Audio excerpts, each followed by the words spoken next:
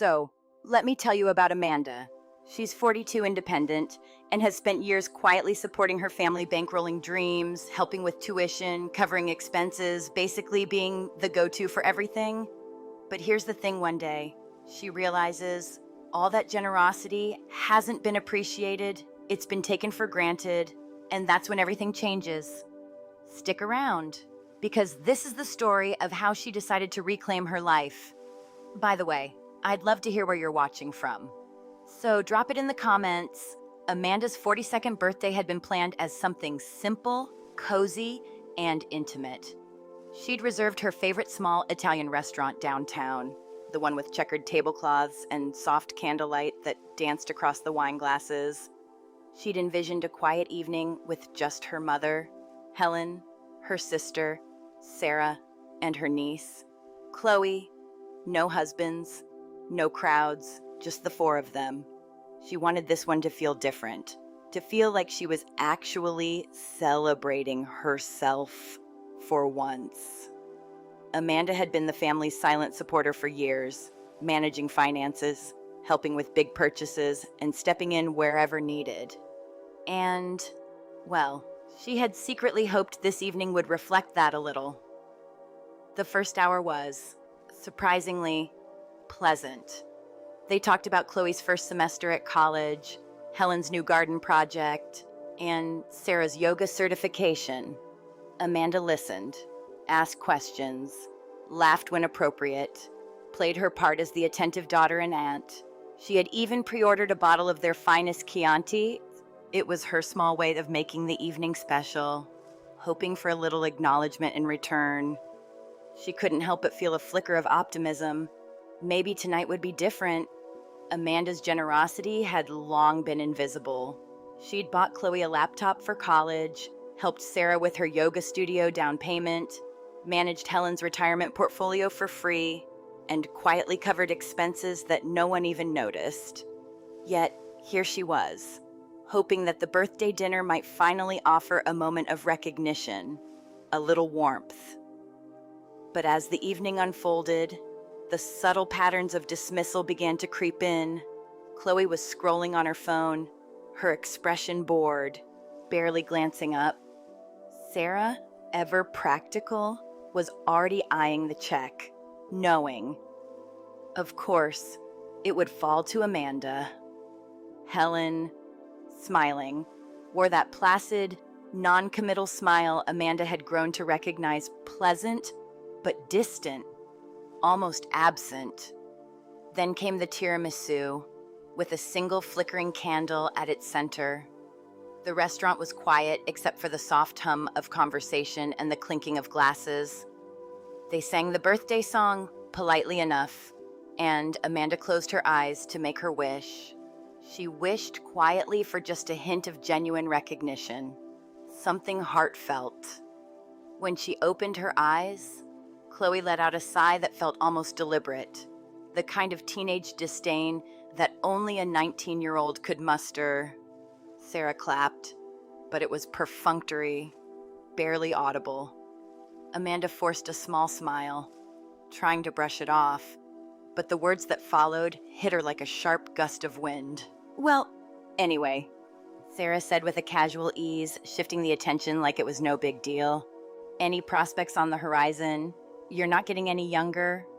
Amanda paused. She wasn't looking for romance. Not really. She was happy with her life, her independence, and her career. "I'm not really looking, Sarah. I'm happy with my life," she replied, voice steady but tinged with quiet defiance. And then Chloe, her niece, casually looked up from her phone, eyes scanning Amanda like she was evaluating a museum exhibit. "Wow, still single at your age. That's sad." Amanda froze. The words weren't vicious in tone, they were delivered matter-of-factly, but their impact was brutal. Just one word, and yet it encapsulated years of her family's subtle judgment, her accomplishments, independence, and career all reduced to a single dismissive label. She waited, almost instinctively, for someone to step in. Sarah Helen. But her sister just shrugged, the casual dismissal echoing the cruelty. Then Helen nodded, slowly, unflinchingly. It was a single gesture. But to Amanda, it was catastrophic. Her mother's silent confirmation told her everything she needed to know. Her life, her choices, her independence were irrelevant. It wasn't about concern or care or love. It was about control, about expectation. She has a point. Amanda, Helen said softly, her voice carrying that familiar, gentle disappointment. It's not natural to be alone all the time. Something inside Amanda didn't just break, it evaporated. Years of being taken for granted, of sacrificing her own future for theirs, crystallized in that single moment. She realized her single status wasn't the issue. The issue was the narrative her family had imposed on her, that her worth was tied not to her character, her achievements, or her independence, but to a conventional life path they approved of. She didn't argue. She didn't shout. She simply lifted her wine glass and surveyed them, each in turn. Her niece, a girl who hadn't worked a day in her life, judging her from a position funded by Amanda herself. Her sister, a woman promoting female empowerment in her own business, unable to tolerate Amanda's self-sufficiency without a man. And her mother, the woman who had raised her to be strong and independent, now treating that very strength as a liability. A slow, measured smile spread across Amanda's face, not a happy one, but a calculating one. It was the smile of someone who had just decided to stop being the family bank. Sarah, seeing no reaction, looked relieved, thinking she had successfully delivered another jab without consequence. Well, anyway, Sarah said, returning to her usual practical tone. Chloe's tuition is due next week. I'll need you to make the transfer. Amanda's voice, calm and smooth, replied, "Of course." Inside, the storm was already forming. The dinner, the words, the nod, it all had a price. And Amanda was done paying it without acknowledgement. They finished the meal, Amanda quietly footing the bill, as she had countless times before, and drove them home. She listened to their chatter, their plans, their expectations, all the while recognizing that the life she had funded was the same one judging her. Helen's kiss on her cheek as they left was too little, too late. "Don't mind them, dear. We just worry about you," she whispered. And Amanda, silent, let the weight of the moment settle. Back in her condo, the quiet was a comfort. Amanda sat in her sanctuary, reflecting on the evening. The nod was the true betrayal, the final confirmation that she was not valued for who she was, but for what she provided. A cold clarity began to form, cutting through the hurt and disbelief. The evening, meant to be a simple birthday celebration, had become a mirror showing the reality of her family's expectations. The realization was both shocking and strangely liberating.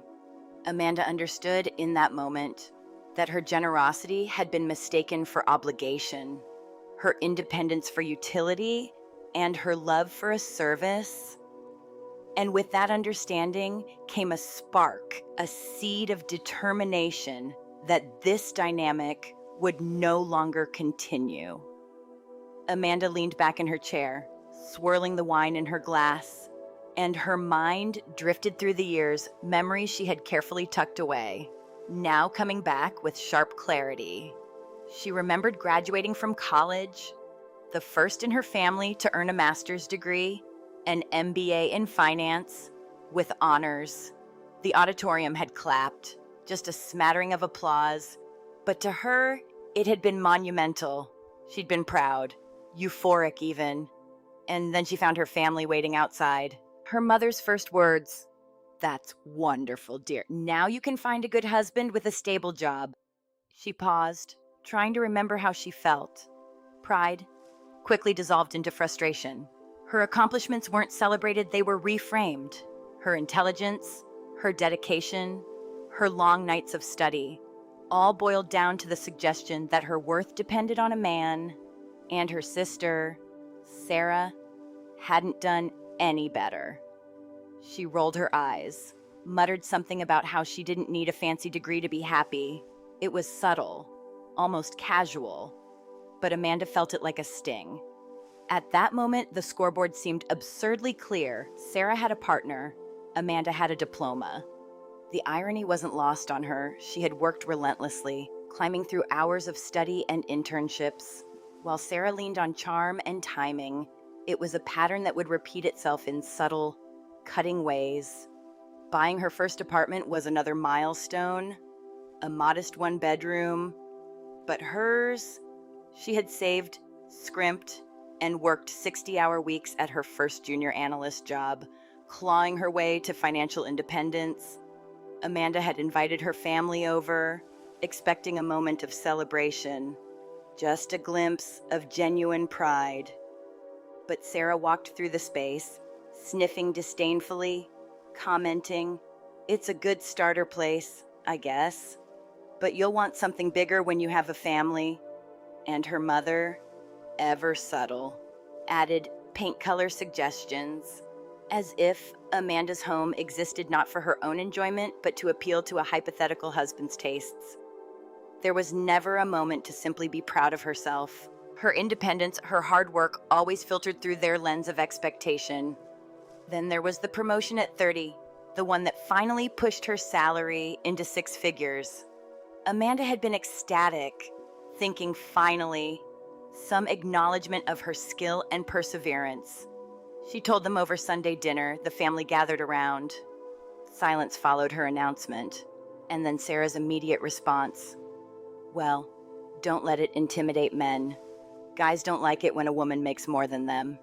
And her mother, nodding, added a cautionary tale about a friend's daughter whose career success had supposedly left her lonely. They weren't celebrating. They were warning her that her accomplishments were a social handicap.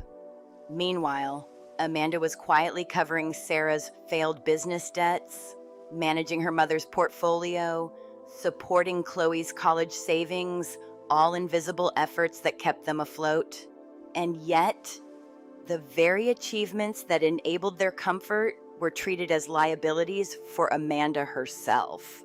Her mind wandered to Robert, a relationship that should have brought joy. He was an architect, kind, intelligent, someone who understood her on a level she hadn't thought possible. She had invited him to Thanksgiving, nervous but hopeful. And yet, the family's questions weren't about him personally. They were like a financial audit. Income, family background, 5-year plan.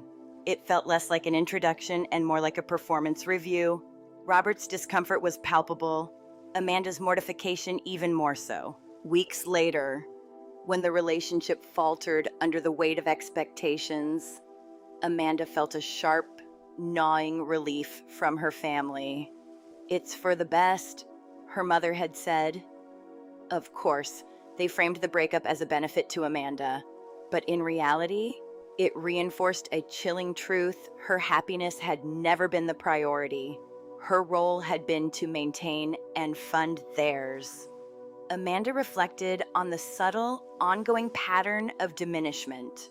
A promotion was a liability, an apartment, a temporary stage, a relationship, a subject to be critiqued for suitability in their eyes. Her successes, her independence, her very choices were constantly reframed to serve their narrative. The constant undercurrent of entitlement and criticism had been there all along, like a whisper beneath the louder, more visible interactions. She had brushed it off, rationalized it. Sarah was insecure. Her mother came from a different generation. Chloe was just a kid. But now, revisiting those moments, the pattern was painfully clear. They had expected, almost assumed, that Amanda's achievements and resources existed not for her own life, but for theirs. She remembered specific incidents, each a small cut. When she had helped Sarah with her yoga studio down payment, it had been framed as an investment, an opportunity. not as a gift from someone who had already sacrificed years of her own future. When she purchased a new laptop for Chloe, it was just another tool for a life Amanda had underwritten, rather than a gesture of care. When she meticulously managed her mother's portfolio, ensuring financial comfort, the act was invisible, expected. No gratitude, no recognition, only reliance, entitlement, and increasingly disdain for her own independence. Even in more personal, emotional arenas, the family had found ways to diminish Amanda's experiences. Her life choices were constantly compared against some traditional standard. Independence without a partner was framed as a deficit. Ambition was dangerous. Success, if it outshone theirs or if it didn't align with their narrative, was criticized or dismissed. Each memory played back with a subtle but undeniable tone. They didn't see her as a person with desires, feelings, or needs. They saw her as a resource, a facilitator, an ATM with a pulse. Amanda's mind wandered to another early memory, her birthday in her mid-20s. The year she had finally saved enough to take herself on a solo trip abroad. She had come back invigorated, proud of her independence and adventurous spirit. And the response from her family, minimal, distracted acknowledgement, followed by, "That's nice, dear. But when will you settle down again?" Her joy was reframed, her independence treated as a quaint detour on a road that, to them, had a more important destination: marriage and family. The pattern was so consistent, so insidious, that Amanda had grown numb to it over the years, excusing each slight as generational differences or youthful ignorance.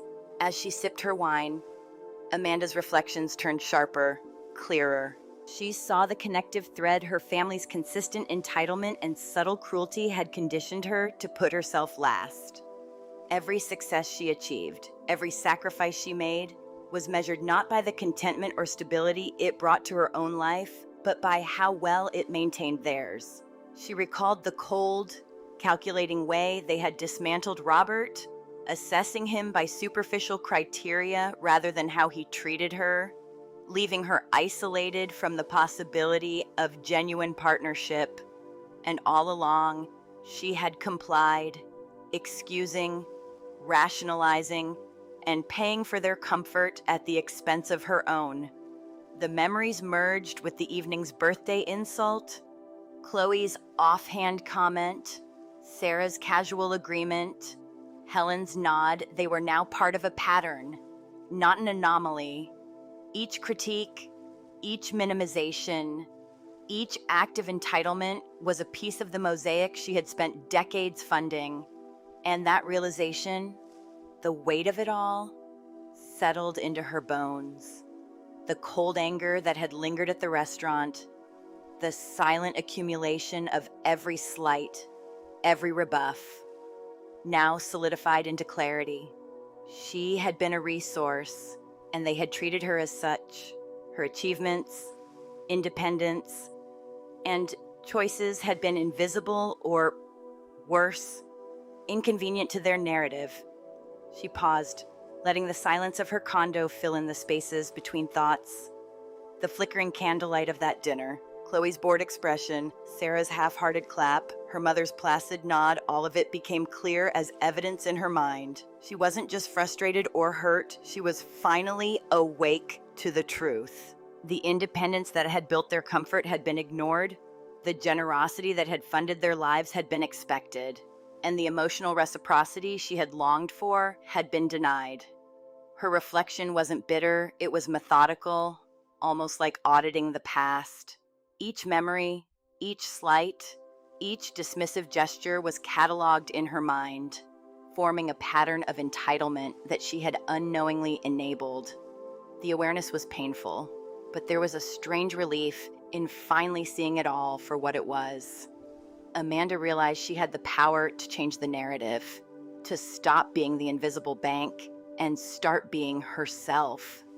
And for the first time in a long time, she let herself imagine a life where her accomplishments were celebrated on their own terms, where her independence wasn't a liability, and where her worth wasn't measured by how much she provided for others. Amanda sat at her desk in the quiet of her condo, the soft hum of the city outside barely audible through the windows. She opened her laptop, the glow of the screen illuminating her face, and took a deep breath. For years, she had been the family's silent provider, the one who handled expenses, loans, and unexpected crises. And tonight, after the birthday dinner, she felt the need to confront it all, to see it in black and white. She needed to quantify what had always been invisible, to face the full scope of her generosity. She opened a spreadsheet she had kept for tax purposes, labeled simply family support, and started scrolling back through the entries. The first entries were small, almost mundane, helping Sarah with a car payment a decade ago, a new dishwasher for her mother, braces for Chloe. Amanda had always told herself these were the little things you did for family, but as she scrolled further, the numbers began to swell. It wasn't just small gestures anymore. Over time, the assistance had grown, compounding silently alongside her career. She paused, blinking at the screen. $50,000 for Sarah's house down payment, framed as a loan, but with no contract, no repayment schedule. It hit her like a punch, years of savings and effort, gone without acknowledgement or even a nod of thanks. Her heart raced slightly, the familiar anger beginning to bubble up, but she forced herself to stay calm. This wasn't about reaction, it was about clarity. She needed to understand the full picture before deciding what to do next. Next was the seed money for the yoga studio, $30,000. Sarah had called it an investment, claiming she would pay it back once the business turned a profit. Amanda had never seen a single return. She had helped, she had supported, she had enabled, and yet, in their eyes, her contributions were expected, not appreciated. Amanda let out a slow, deliberate breath, shaking her head.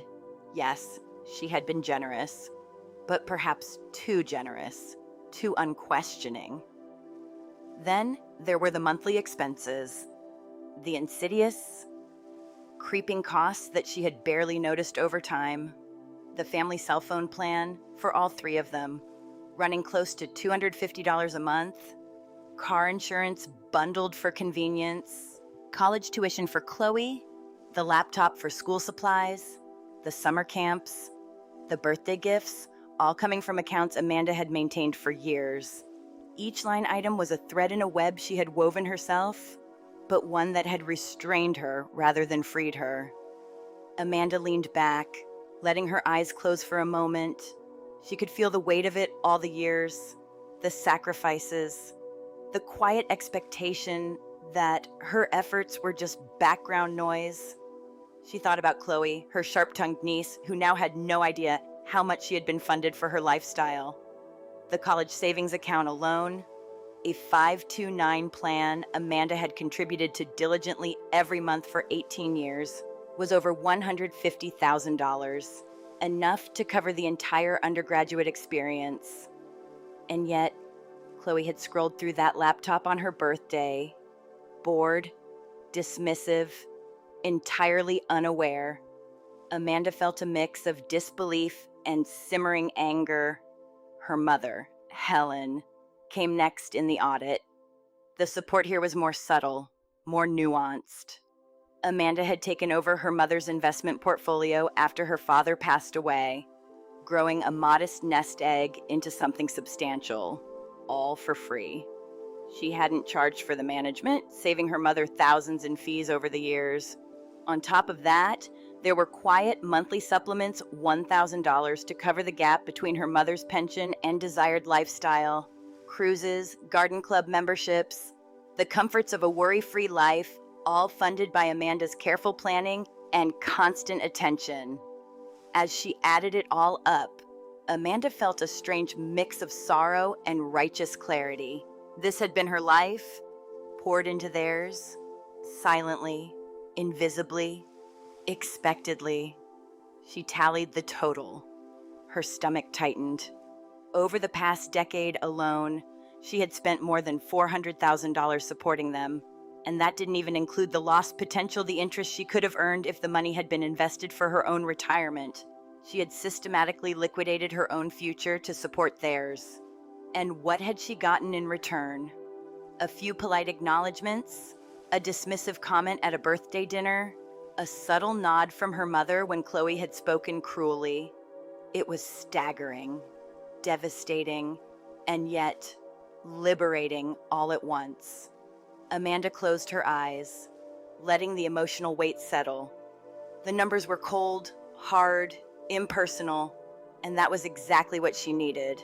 No emotion, no excuses, just facts. The spreadsheet didn't judge her, didn't demand anything, didn't diminish her. It simply laid bare the reality. For the first time, she saw the full scope of the imbalance. The financial support had not been love, it had been a chain, and she held the key. She opened a new document and started mapping out each account and obligation. Chloe's debit card, linked directly to Amanda's account, was the most immediate and tangible lifeline. The college fund, the recurring transfers, Sarah's expenses, her mother's supplement, they all lined up, each one a thread of dependency she had sustained. Amanda realized that she wasn't just upset about money, she was upset about respect, about acknowledgement, about boundaries that had never been honored. A small smile crept onto her face. Not the smile of happiness, but the smile of someone who has finally seen clearly and is beginning to act. She felt the cold block of anger in her chest shift into something different: purpose, focus. A determination she hadn't allowed herself to feel in years. The realization hit her fully. She had the power to reclaim her life, to redirect her resources, to finally take care of herself. The spreadsheet wasn't just numbers, it was proof of both sacrifice and strength. She leaned over the laptop again, meticulously checking her entries. Each amount, each transaction, was a story of giving, a story of care that had been overlooked. She let herself feel it all: the hurt, the exhaustion, the incredulity, but she didn't wallow. Instead, she used it. She used it to fuel the clarity that was forming in her mind. Her support had been an invisible safety net, and now she could finally step off it, step back, and watch them navigate their own realities. The emotional shift was subtle at first. Amanda felt a quiet steadiness replacing the initial shock. Her hands rested on the keyboard, poised to plan, to take deliberate action. She wasn't seeking revenge, she was seeking balance. She wasn't angry in a reactive way, she was strategic. The audit had done more than expose the cost of her generosity, it had transformed her perspective, shifting her from a passive participant in their entitlement to an active architect of her own independence. Her mind started to outline the next steps, mentally cataloging each account, each recurring payment, each lifeline she had quietly maintained. Chloe's debit card. That would be the first adjustment. Sarah's recurring bills and the informal house loan.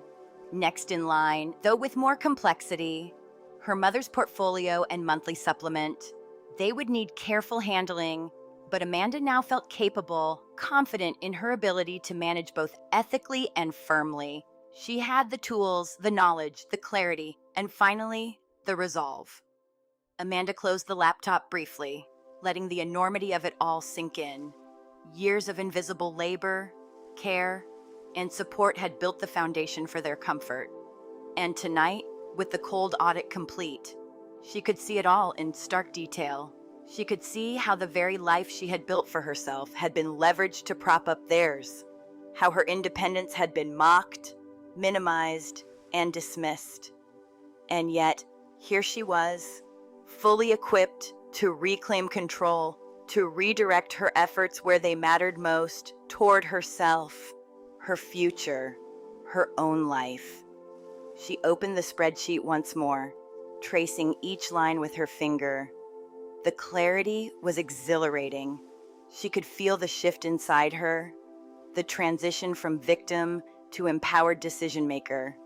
Each number reinforced her new reality. She had given generously, yes, but she was no longer obligated to continue without recognition or reciprocity.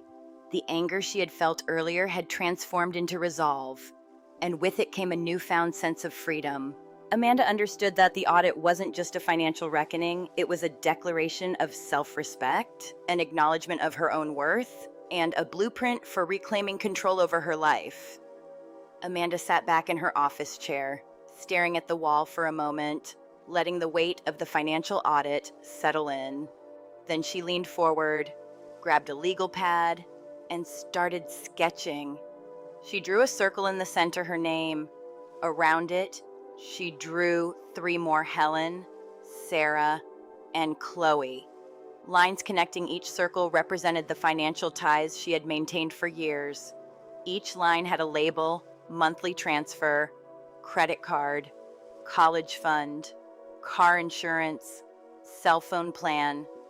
She made notes in the margins about amounts, due dates, and the action required to sever each one. She paused, pen hovering over the paper. Okay, this is it, she thought.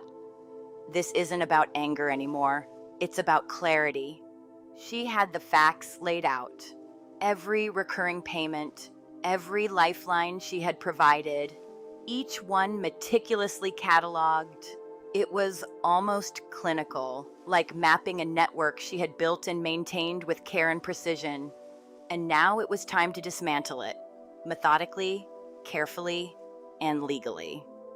Chloe's debit card was the most immediate target. Amanda traced the line to her, thinking about the months of allowance, gifts, and tuition-related spending. She imagined Chloe trying to use it, expecting a familiar safety net, and then nothing. A pause, a hesitation, a realization that the automatic support she had always provided would no longer be there. Amanda felt a quiet thrill. This was the first step in reclaiming her autonomy. She wrote down: call bank, freeze card, revoke user, simple, immediate, and completely within her control. Next, she focused on the college fund, the 529 plan. It was more complicated. She couldn't just pull out the money without penalties, but she could stop all future payments, and she could change the beneficiary eventually. Amanda jotted down the steps log into investment portal: cancel spring semester, tuition disbursement, request paperwork to review beneficiary. She imagined the automated confirmations, the clicks, the instant shift from enabling dependence to establishing independence. Her chest tightened with a mix of apprehension and anticipation. Sarah's line was trickier. The $50,000 house loan had no legal backing. It was a verbal agreement made in goodwill that had never been repaid. Amanda sighed, acknowledging the loss. Some battles weren't worth the fight, but the other financial links were tangible. The car insurance policy, the cell phone plan, she could revoke them with calls and emails. Clear and simple. She wrote down: insurance agent remove Sarah and vehicle at end of billing cycle, notify via email, 30-day notice. And for the phone plan, separate lines: Sarah, husband; Chloe, new billing responsibility, their own. Each note made her feel lighter. The invisible chains loosening. Helen's line gave her pause. Despite everything, she was still her mother. Amanda's fingers hovered over the paper, circling the $1,000 monthly transfer and her mother's managed portfolio. But the nod from dinner was clear. Helen had chosen to side with the others. Amanda reminded herself the actions weren't personal. They were necessary. She wrote down: cancel monthly transfer, draft letter, relinquish fiduciary responsibility in 60 days, provide full accounting and referrals. She imagined Helen's reaction and felt a flicker of guilt, quickly tempered by rational thought. Ethical, legal, professional. That was the mantra. Her feelings mattered, but so did responsibility. She leaned back, staring at the diagram. It was almost beautiful in its symmetry, her at the center, the lines radiating out, each a connection she had maintained. And now, each one would be severed, precisely, deliberately. The diagram transformed in her mind from a record of obligation to a blueprint of empowerment. Amanda whispered to herself, almost amused, "Okay, let's do this. One by one. Clean, efficient, unstoppable." Her internal dialogue was calm, measured, no panic, no lashing out. This was business. She was the CEO, and the assets, well, they had been mismanaged for too long. Time to realign the portfolio. Amanda imagined herself explaining the actions to a client concise, professional, unflinching. She pictured the bank, the investment advisor, the insurance agent, the phone company, all procedural, all neutral, all confirming the shift from obligation to autonomy. The steps were clear, actionable, precise. Amanda glanced at the clock. Early morning. Perfect. She could start with the bank before the day began. The first domino. Then the rest would follow: insurance, phone lines, investment accounts, each step a measured assertion of control, each click a reclaiming of her life. She imagined the ripple effect. Chloe surprised, Sarah flustered, her mother confronted with independence. But it wasn't revenge, it was equilibrium. She was merely setting boundaries, finally defining what was hers and what was theirs. She sipped her coffee, feeling the warmth spread through her, the quiet of the condo, the soft hum of the city. It was her domain. Here, she was in control. The previous fury, the icy anger she had felt at dinner, had been distilled into sharp focus. She was deliberate now, not reactive. The plan had become a process, the emotions a tool rather than a distraction. Amanda smiled faintly, appreciating the irony. For years, her care and attention had built their comfort. Now, that same focus would serve her liberation.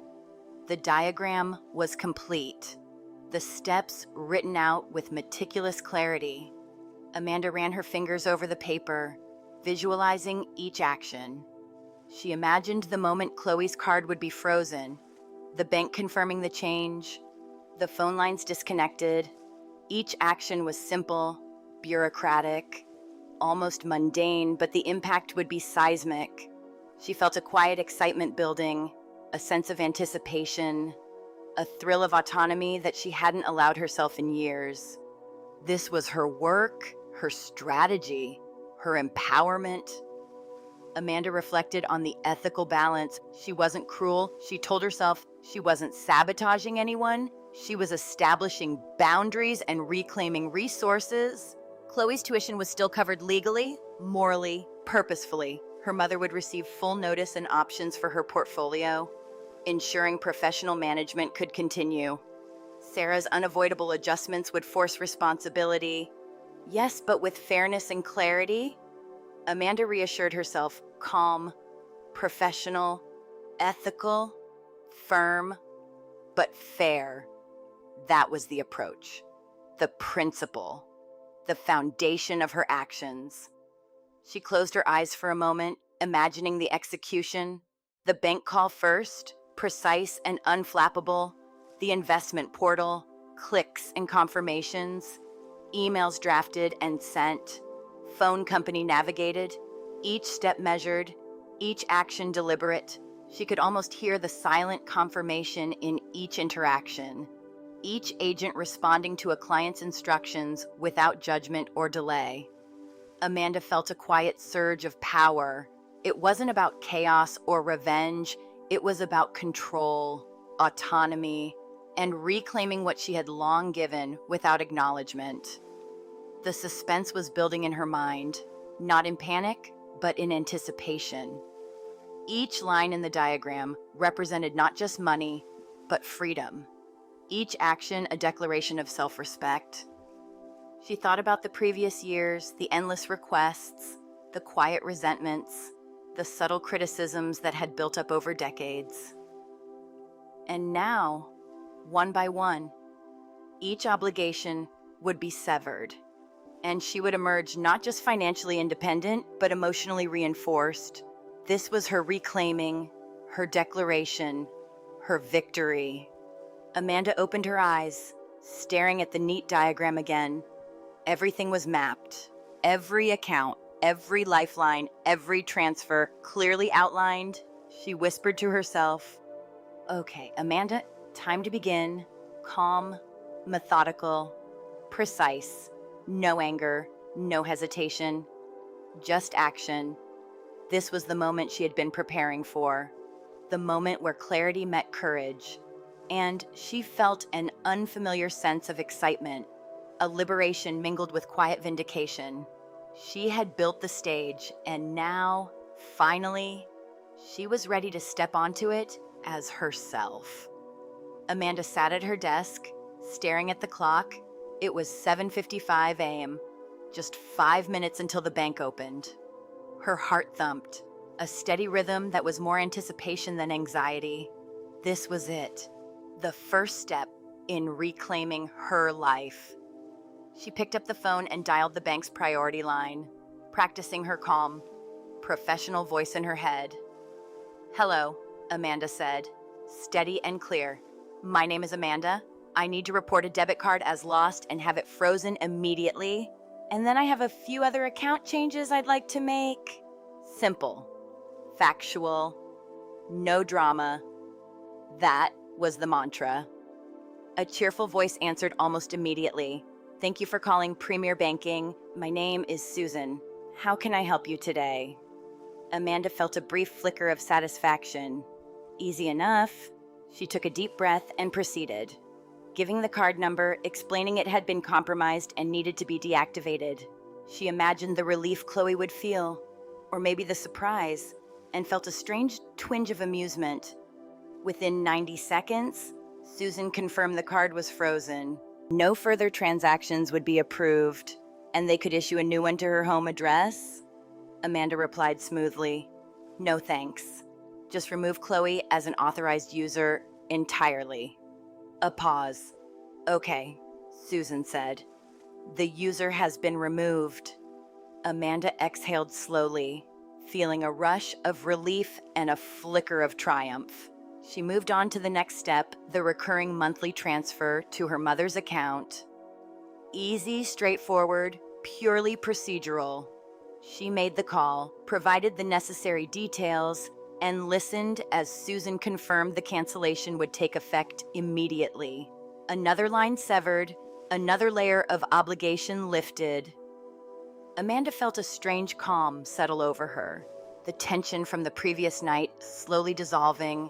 It wasn't dramatic or explosive, it was quiet, methodical, clean. Next, the 529 college fund. Amanda logged into the investment portal, the familiar interface welcoming her back. She clicked through the account, checking the scheduled payments, and canceled the upcoming spring semester tuition disbursement. A small confirmation message popped up, payment canceled. She smiled slightly. Okay, one down. She drafted a quick formal email to the plan administrator, requesting paperwork to review the beneficiary designation, citing changed personal circumstances. It was precise, professional, and entirely in her control. No emotion, just action. And yet, inside, she felt a subtle thrill anticipation for the first ripple effect this would create. The phone plan was next, slightly more involved. Amanda navigated the automated prompts, patiently waiting for a representative. When a voice finally came on the line, she was polite but firm. "I want to change my family plan," she explained. "My line will remain. But the other 3 lines, Sarah, her husband, and Chloe, should be separated onto a new account with their own billing." The representative confirmed she would need the new account holder to call in, which was perfectly fine. Amanda said, "Make the change effective immediately." Within the hour, the other lines would no longer have access. An immediate shift from reliance to responsibility. She felt a quiet sense of power, not in revenge, but in reclaiming the autonomy that had been hers all along. By 8:40 a.m., Amanda leaned back in her chair. 2 major lifelines had been severed, and a third was in motion. The relief was tangible. a lightness in her chest that was almost dizzying. She let herself savor it for a moment. The system she had created, the one that had silently drained her for years, was being dismantled, and she had orchestrated it with precision, calm, and professionalism. No drama, no confrontation, just action and authority. Her mind wandered briefly to the reactions that would come. Chloe would probably discover the frozen card around lunchtime, maybe panic at first, then irritation. Sarah would notice the phone lines deactivated, her automatic assumption of Amanda's continued support disrupted. Helen would receive the cancellation notice and the formal letter about her portfolio. Amanda felt a quiet anticipation, but not malice. She was not seeking chaos, only balance, only a reclaiming of what had always been hers. Hours passed, calls began coming in, starting around 3:17 p.m. Amanda let the first few go to voicemail. Then the text started. Amanda, Sarah's trying to reach you. Is everything okay? A gentle concern at first, quickly escalating to accusations.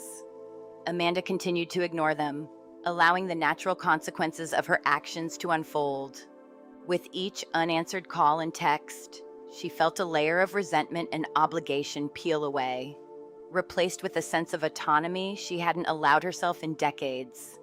She walked through her day with a quiet confidence, attending a client meeting, enjoying lunch, taking a walk in the park. For once, her time, her attention, and her energy were hers alone. By 6 p.m., after 31 missed calls, Amanda decided it was time. She poured herself a glass of Pinot Noir, settled on the sofa, and finally answered the phone. Inevitable, she thought. And there it was, Sarah's voice, shrill and ragged with fury. How dare you? The words exploded across the line before she could even say hello. Amanda held the phone slightly away from her ear, took a calm sip of wine, and waited.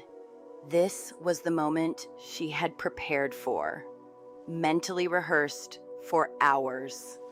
She allowed the silence to stretch, giving space for Sarah's words to run out. What is wrong with you? She demanded. Chloe was stuck on campus with no money. My phone is shut off. What did you do? Amanda let the silence hang. For years, she would have soothed, promised to fix it, calm the storm. Not this time. I didn't do anything, Amanda said, her voice even, measured. I simply made some changes to my own personal accounts. They are, after all, mine. The sputtering, incredulous laugh that followed was music to her ears. Your accounts. You cut Chloe off. You shut off my phone. This isn't just about your accounts. Amanda, this is about family. This is about responsibility. Amanda felt a twinge of amusement. Let's talk about responsibility, she said, calm but firm. Responsibility is paying your own bills.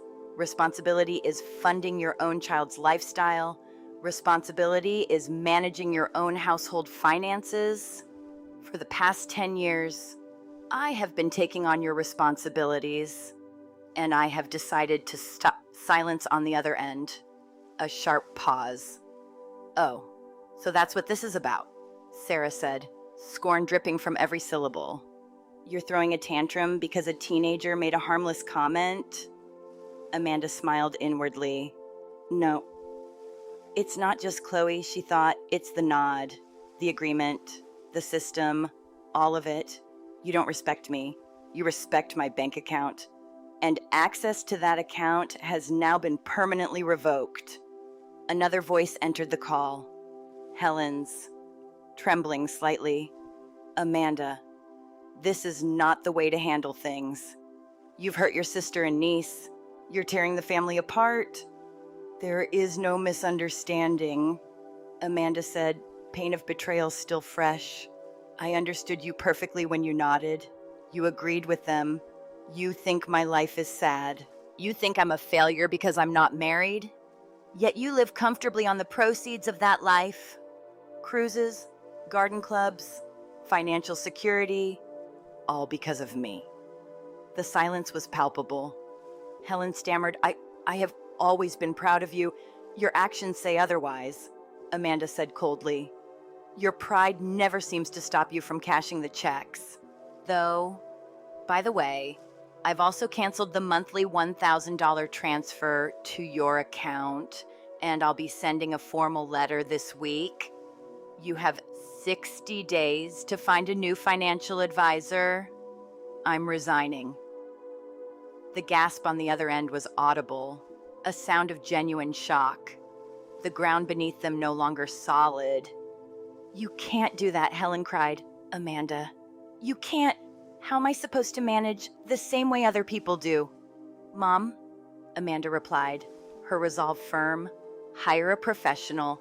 They'll charge a fee. But with the money you save on cruises, I'm sure you can manage. Sarah snatched the phone back. You're a monster, Amanda. A cold, selfish monster. After everything we've done for you, everything you've done for me. Amanda's voice was dangerously low. What exactly have you done for me, Sarah? Aside from taking my money, insulting my life choices, draining me for years. Nothing. The well is dry. Amanda stood, walked to the window, looked out at the city lights, her city, her life. Here's what's going to happen, she said, authoritative but calm. You and your husband will set up your own phone account. You will secure your own car insurance. You will manage Chloe's expenses and tuition. The 529 plan is funded for education, but no more discretionary payments. For you and Mom, live within your means. I am done. Silence hung, long and heavy, before Sarah whispered, venomous, you will regret this. You'll die alone. Amanda smiled softly for the first time that day. No, she said, I won't. Being alone is 1,000 times better than being used. She ended the call, then blocked their numbers, and for the first time in years, felt an overwhelming sense of relief, calm, and ownership. The storm was over, the confrontation complete, and she had won not through anger or rage, but through clarity, courage, and deliberate, methodical action. The aftermath was immediate, chaotic, and almost surreal. Amanda's phone began lighting up relentlessly calls, texts, notifications flooding in from numbers she knew all too well. Sarah was the first, furious, frantic, and loud, even through a small phone speaker.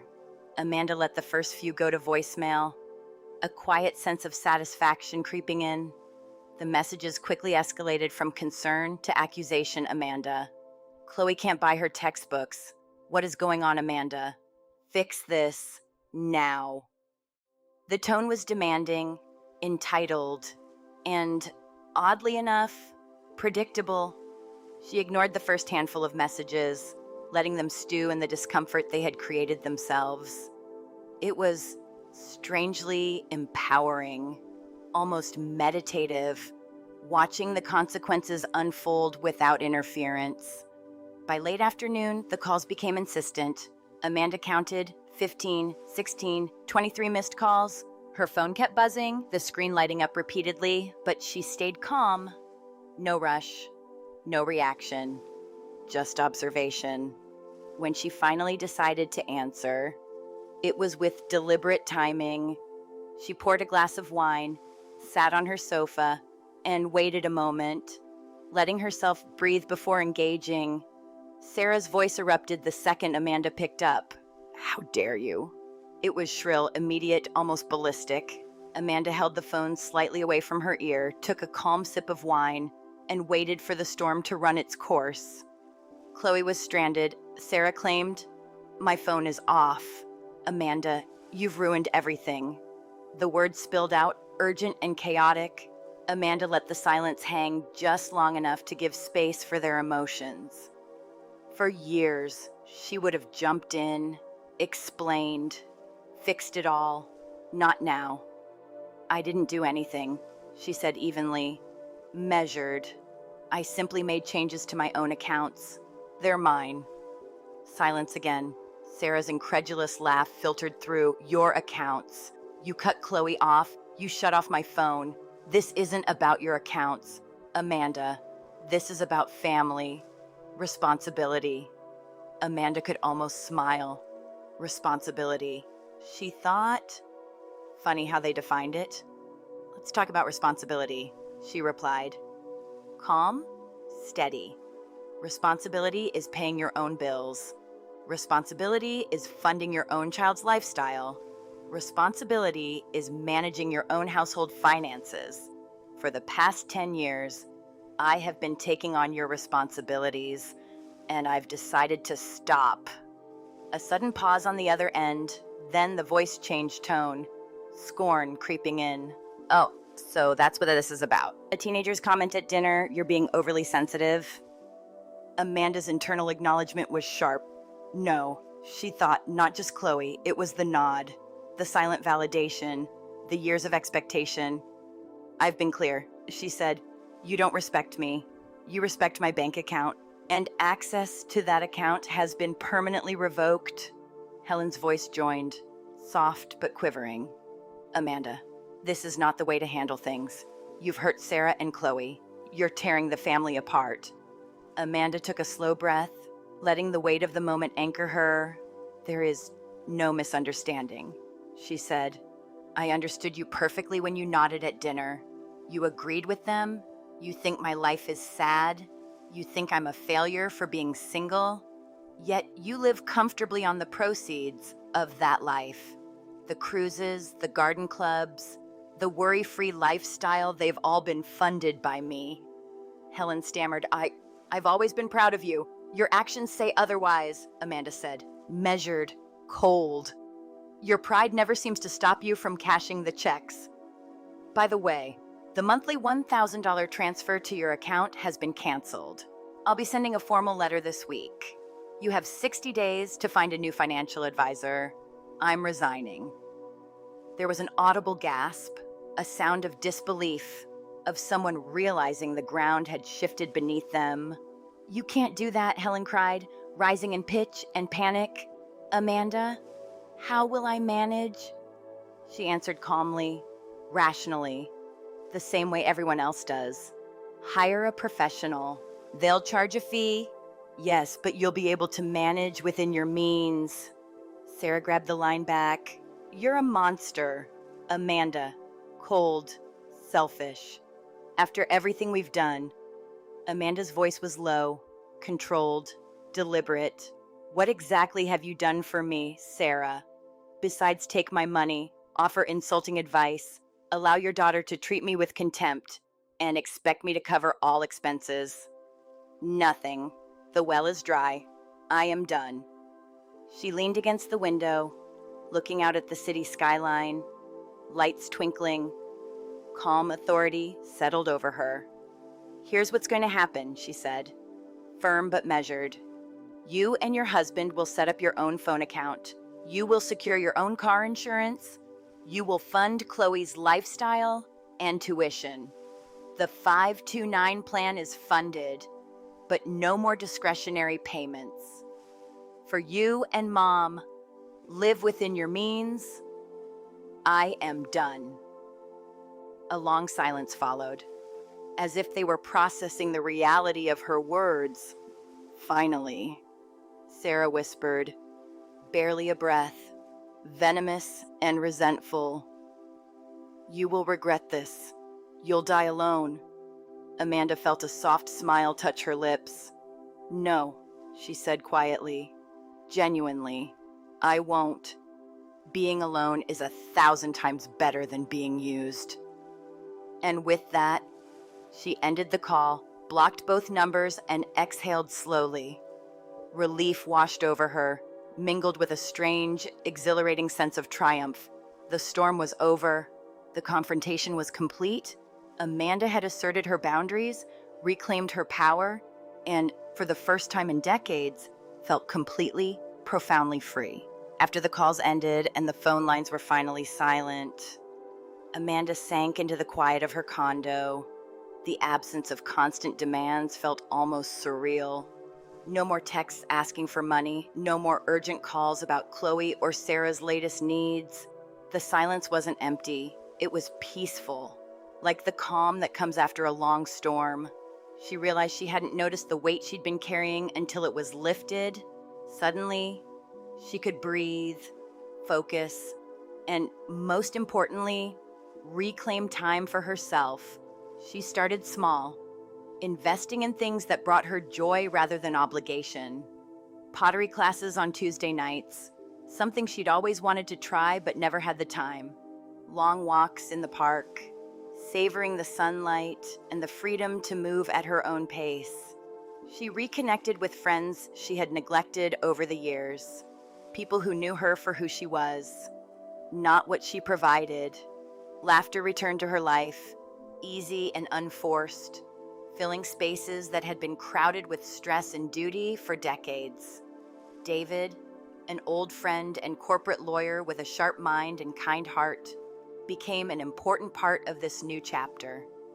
They met for dinner one evening, and Amanda told him the whole story from the birthday dinner to the final phone calls. He listened intently, disbelief and outrage moving across his face, then a deep admiration for the strength she had shown. He raised his glass, smiling. To Amanda, the CEO of her own life, he said. Amanda chuckled softly, a little embarrassed. I'm not sure it was guts, she admitted. I think it was just exhaustion. Exhaustion from making excuses, from tolerating the disrespect. But David understood. He saw the power in her choices, the clarity in her actions. Life settled into a rhythm that felt luxurious in its simplicity. The $1,250 she had been sending monthly to her mother and the phone company was now redirected into a travel and adventure fund. She booked the trip to Japan she had dreamed of for years, feeling a thrill she hadn't allowed herself in ages. She explored neighborhoods, tried new restaurants, immersed herself in experiences she had long postponed. Her life was her own, and every decision reflected that autonomy. And then came the email from Chloe, the first sign of reflection from her niece. Amanda opened it slowly, reading the words carefully. Chloe's tone was completely different from the arrogant, entitled teenager she had been at the restaurant. Hesitant, awkward, surprisingly sincere. She admitted the past months had been a reality check, that she had to get a part-time job to pay her own way, and that she had never understood where the money had come from. She apologized for the comment at Amanda's birthday dinner, calling herself a stupid, entitled kid.